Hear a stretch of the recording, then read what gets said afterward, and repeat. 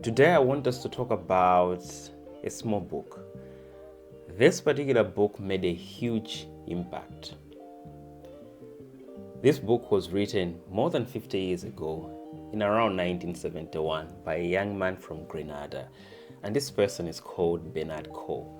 The book is called How the West Indian Child is Made Educationally Subnormal in the British Education System.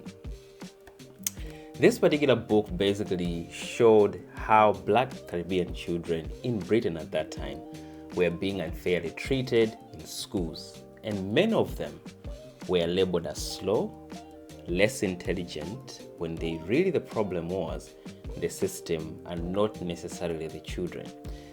And even today, this book still teaches us a lot of important lessons about racism, about bias, and about the education system. And this is the reason why I felt it would be important for me to talk about this particular book. I read it and I found it to be useful, and I'm just going to share some of the things. So Bernard Coard studied in the United States and then later studied at the University of Sussex in England. And while he was doing his studies there, he noticed something that was strange. He noticed that many of the West Indian children these are children from Caribbean, were being sent to schools that were called educationally subnormal or ESN schools. And these were schools for children who had real learning difficulties. But many Caribbean children were sent there just because the teachers thought the students couldn't learn, when really the challenge was that the teachers just didn't understand these particular children. And he came across this realization when he was teaching himself. So Coard tried to publish what he found, but many publishers then didn't want to print something that criticized the British education system. So he worked with New Beacon Books and a community group called the Caribbean Education and Community Workers in putting together this particular book. And together they published it, and then it was also distributed mainly by door to door. And it didn't take long. The book really spread really quickly through Black parents, churches, and community centers.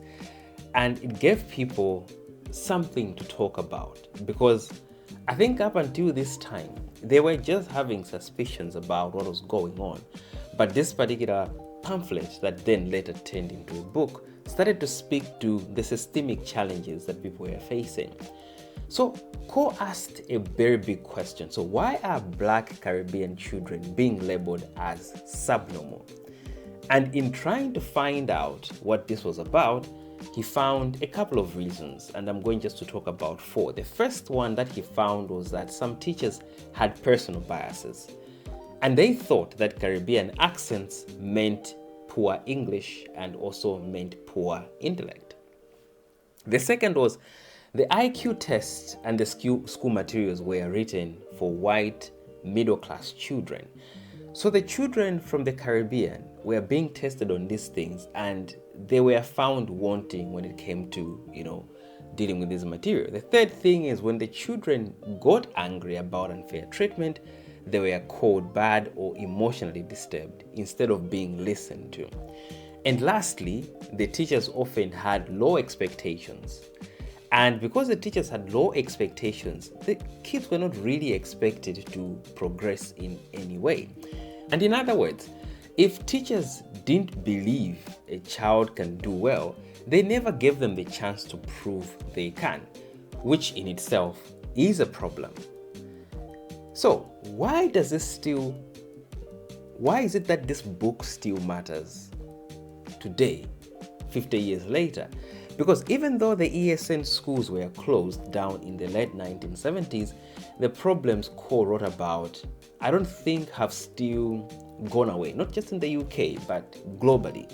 Because today we still see Black students being punished more often and sometimes treated unfairly in where they are placed, in how they are graded, because of the very same issues that Coard raised.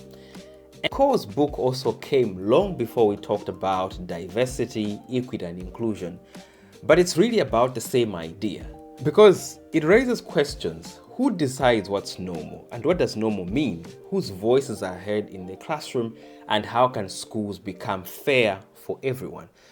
Which are the very same issues we're trying to talk about when you're talking about diversity, equity, and inclusion at the moment. Bernard Cole's book was only about 50 pages long, but it made a huge difference.